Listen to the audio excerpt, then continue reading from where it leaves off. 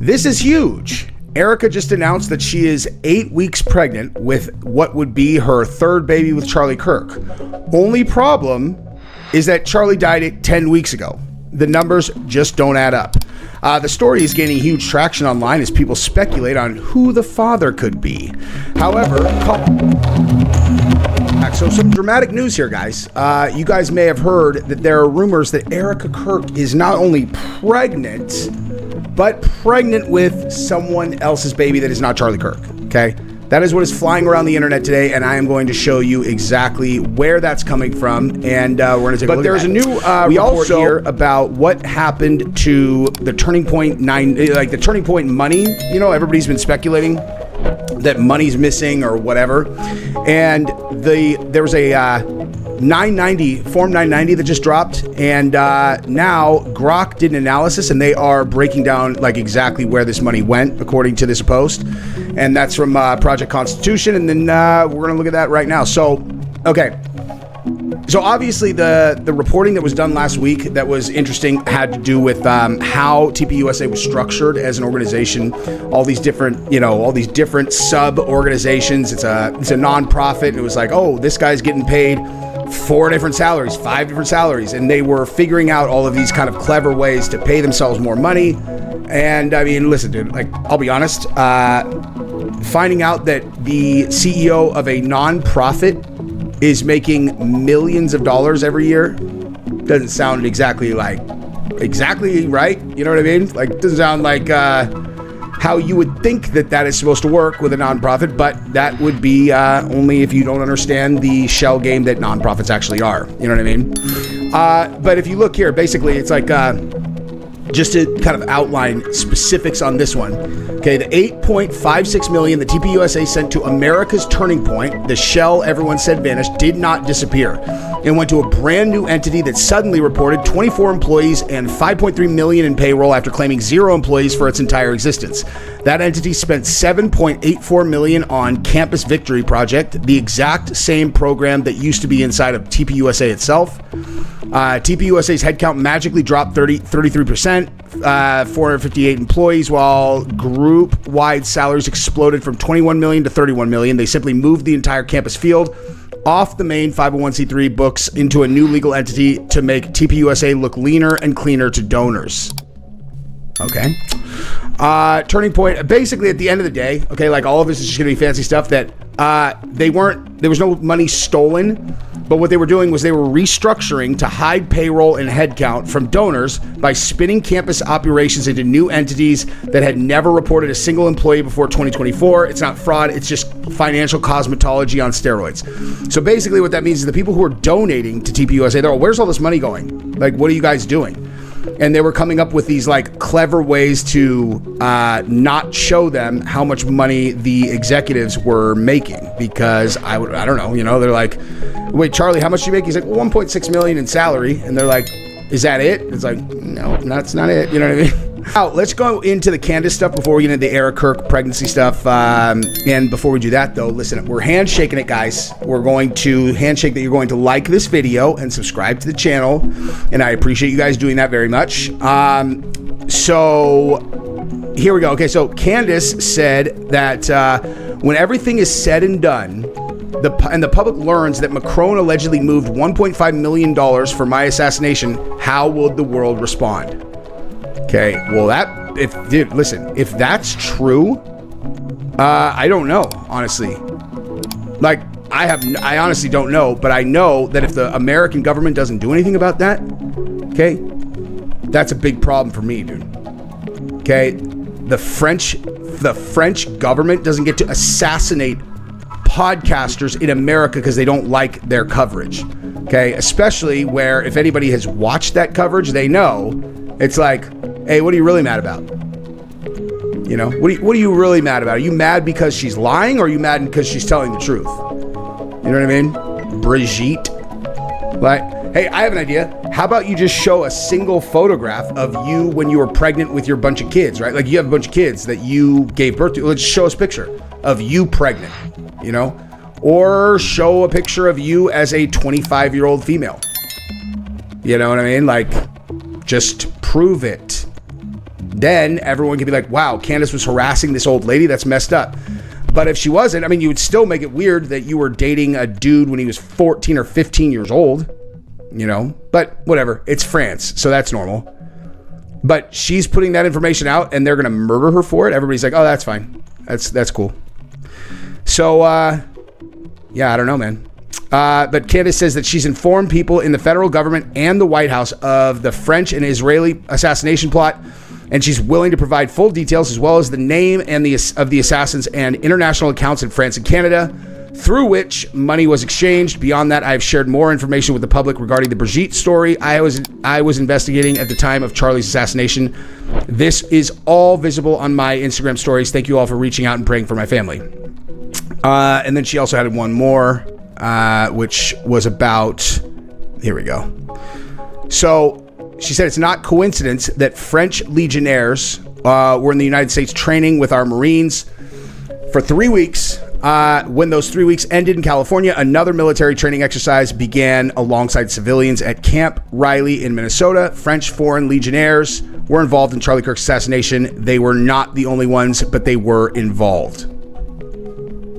So, I don't know, man. I don't know.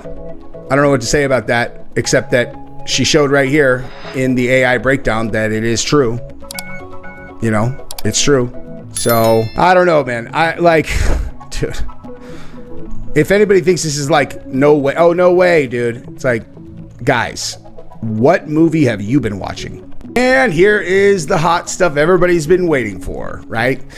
This is huge.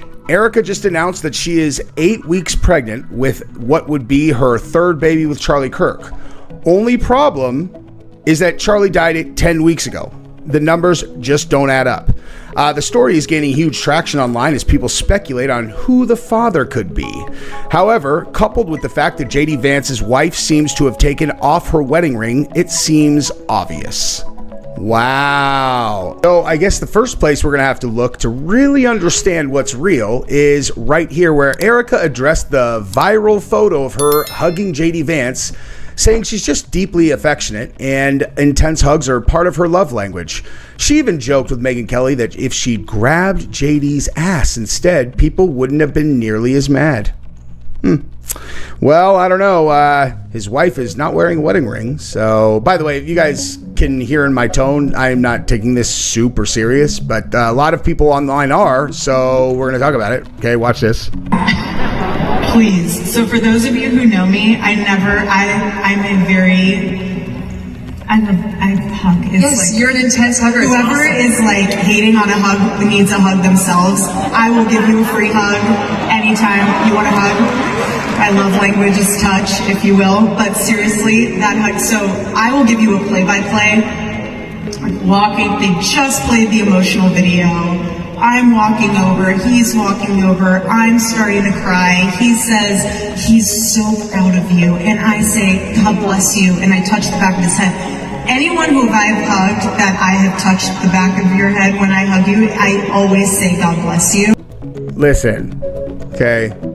Relax, Erika Kirk, okay? Relax. I was more skeptical before she was talking than I am now because she's over-explaining herself. It's like, Erika, okay, no one seriously thinks that you were trying to hook up with JD Vance on stage. I mean, at least I didn't. But now you're acting weird and guilty. This is weird, okay? Although, you know, listen, I don't know what it feels like to have weird rumors rip around the internet about me hitting on my, dead spouse's best friend. But let's continue. That's just me. If you want to take that out of context, go right ahead. Again, that to me shows that you need a hug more than anyone else. So if anyone... They were acting like you touched the back of his ass. I feel like I wouldn't get as much hate if I did that versus... But no, seriously, so now when I go and hug people, I'll bring them back in and be like, I obviously didn't give you the right hug, but let me touch Where do the hands go? I don't know what to do with my hands. Touch the head.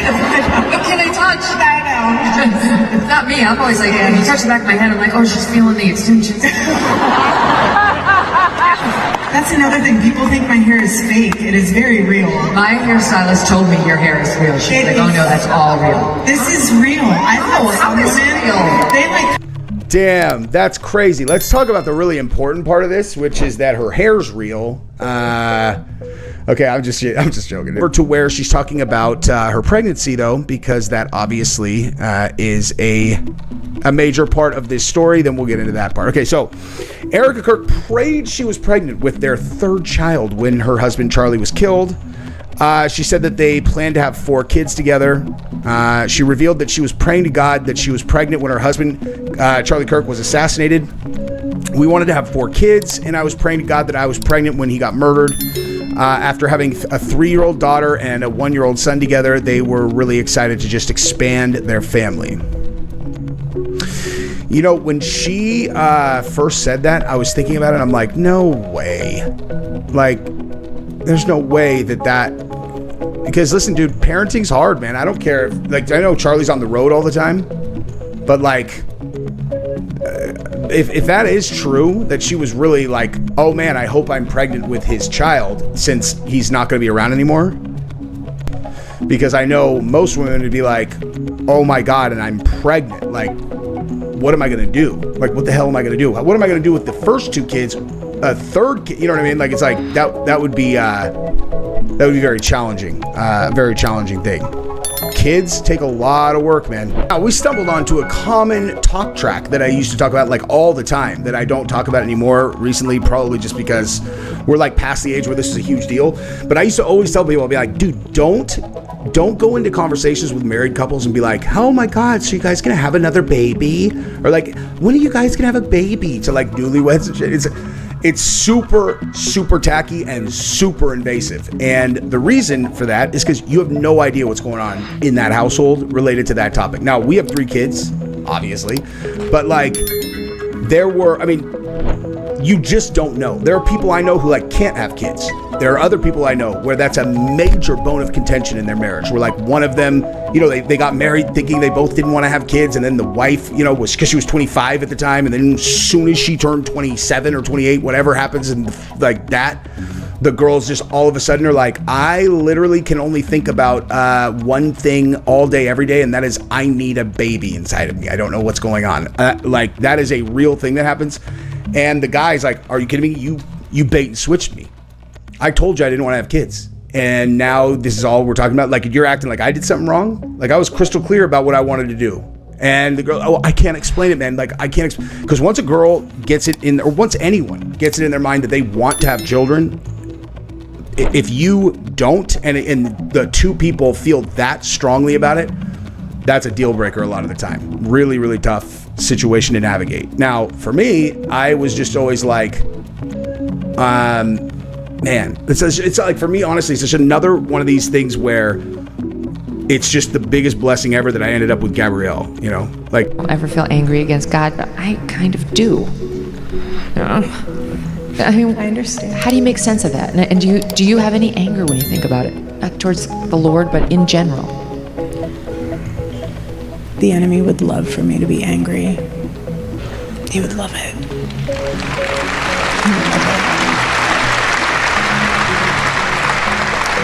Because it would distract me from building what Charlie entrusted to me, raising our babies, turning point, being there for the team, being there for what the future holds. And if I had any amount of anger in my heart and spirit, the Lord would not be able to use me. There was that extraordinary moment where you forgave his accused killer. And I looked and I said, that's the most powerful, strongest thing I've ever seen anybody do in my life. And then somebody helped me understand, because I thought I could never do it. I could never do it. And somebody said to me, forgiveness is an action, not an emotion. And I was like, okay, that's getting me closer to feeling like I could do it.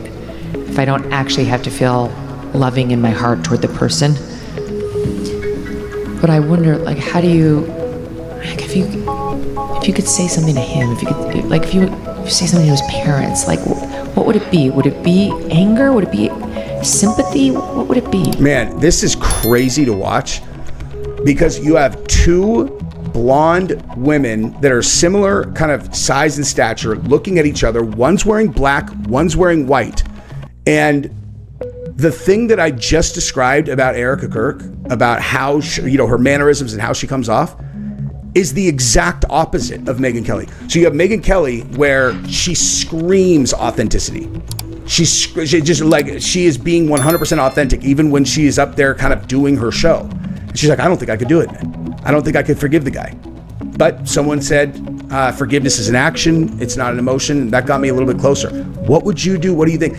And then Erika's like, I think that a person who is the thing I'm pretending to be would do this thing, and so I'm trying to also do that thing. It's like, literally, they could not possibly be more opposite when it comes to that. I find I could watch Megyn Kelly all day long. All day long.